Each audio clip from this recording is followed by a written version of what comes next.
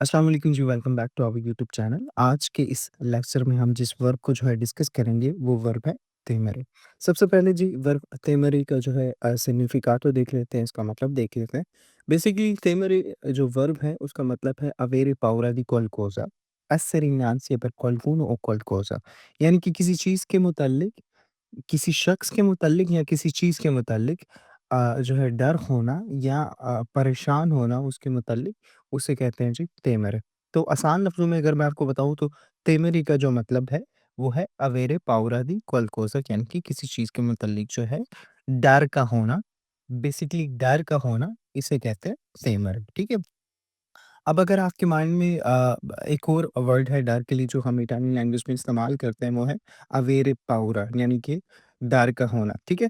तो बेसिकली इन दोनों के दरमियान डिफरेंस भी देख लेते हैं। तेमरे जो है इसका मतलब भी जो है कहने की पाउरा है, ठीक है? और डर है, और जो अवेरे पाउरा उसका मतलब भी डर है। तो ये दोनों जो है डिफरेंट सिचुएशंस में किस तरह इस्तेमाल होते हैं, ठीक है? दोनों का मीनिंग तो सेम है, लेकिन ये दोनों डिफरेंट कंडीशंस में, डिफरेंट सिचुएशन में इस्तेमाल होंगे। अच्छा, जो avere paura è più comune nel linguaggio quotidiano, यानी कि जो डेली लाइफ में जो कॉमन लैंग्वेज है, वहाँ पे ये जो है पाउरा का लफ्ज़ हम इस्तेमाल करते हैं डर के लिए इटालियन लैंग्वेज में। यूजुअली मतलब आम अल्फाज में कह लें, जो कॉमन लैंग्वेज है, जो डेली बेसिस पे हम इस्तेमाल करते हैं, उस लैंग्वेज में हम डर को जो है उसको कहने की, उसका इज़हार करने के लिए, हम उसको एक्सप्रेस करने के लिए जो वर्ड इस्तेमाल करते हैं इटालियन लैंग्वेज में वो है पावरा। तो temere हम कहाँ इस्तेमाल करते हैं? Temere è più elegante, più formale, spesso si usa nei testi scritti o in contesti seri। तेमरी हम तब इस्तेमाल करेंगे जब हम फॉर्मल वे में यानी कि किसी से बात करना चाह रहे हैं, ठीक है? और यूजुअली ये इस्तेमाल होता है रिटन फॉर्म में या किसी सीरियस कॉन्टेक्स्ट में, ठीक है? तो सीरियस कॉन्टेक्स्ट में या रिटन फॉर्म में या फॉर्मली जब आप किसी से गुफ्तगू कर रहे हैं, ठीक है? तब आप जो है तेमरे का इस्तेमाल कर सकते हैं डर को कहने के, उसको एक्सप्रेस करने के लिए, ठीक है? तो बेसिकली तेमरे का मतलब है डर का होना, ठीक है? अवेरे पाउरा दी qualcosa। तो आप इसे जो है कहने के फॉर्मल कॉन्टेक्स्ट में इसका इस्तेमाल कर सकते हैं पाउरा की जगह पे, ठीक है? जहाँ पे आप पाउरा इस्तेमाल करते हैं इटालियन लैंग्वेज में डर के लिए, वहाँ आप अगर फॉर्मल गुफ्तगू हो रही है या रिटन कह लें कि कॉन्टेक्स्ट है, तो तब आप जो है कह लें कि तेमरे वर्ब का जो है इस्तेमाल कर सकते हैं। इसकी कुछ एग्ज़ाम्पल्स देख लेते हैं, ताकि आपको ईज़िली जो है समझ आ जाए कि इसको आप किस तरह जो है डेली लाइफ़ में इम्प्लीमेंट कर सकते हैं, इस्तेमाल कर सकते हैं। पहली एग्ज़ाम्पल है हमारे पास तेमुल बुयो। तेमु का भी हमने मतलब पढ़ा, ये निकला है जी वर्ब तेमरे से, जिसको आज हम पढ़ रहे हैं, जिस वर्ब के मुतालिक आज हम डिस्कस कर रहे हैं।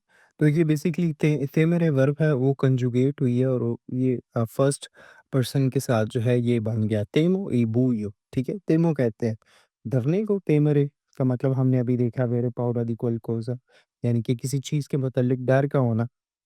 तो इस जुमले में वो कह रहा है तेमुल बुयो, यानी कि मुझे अंधेरे से डर लगता है। बुयो कहते हैं अंधेरे को, ठीक है? तेमो इल बुयो, मैं अंधेरे से डरता हूँ, ठीक है? देखिए यहाँ पे जो है तेमो इस्तेमाल हुआ। अब ये कह लें कि कॉन्टेक्स्ट जो है सीरियस कॉन्टेक्स्ट है और रिटन फॉर्म में है। तो फॉर्मली जब आप एक्सप्रेस करना चाह रहे हैं डर को इटालियन लैंग्वेज में, तो बजाय आप पाउरा का लफ्ज़ इस्तेमाल करें, आप तेमेरे वर्ब को इस्तेमाल कर सकते हैं, ठीक है? फॉर्मल कॉन्टेक्स्ट में। अच्छा, नेक्स्ट एग्ज़ाम्पल देख लेते हैं। Non temere, andrà tutto bene। Non temere, डरो मत, ठीक है? Non temere, डरो मत, andrà tutto bene, सब कुछ ठीक जाएगा, ठीक है? डरो मत, सब कुछ ठीक हो जाएगा, ठीक है? डरो मत, सब ठीक हो जाएगा। Non temere, andrà tutto bene। एक और एग्ज़ाम्पल देखते हैं जी, lei teme। अब यहाँ पे वही वर्ब है temere, जिसको आज हम आज के इस लेक्चर में डिस्कस कर रहे हैं, और ये कंजुगेट हो गए थर्ड पर्सन के साथ, ये बन गया teme, ठीक है?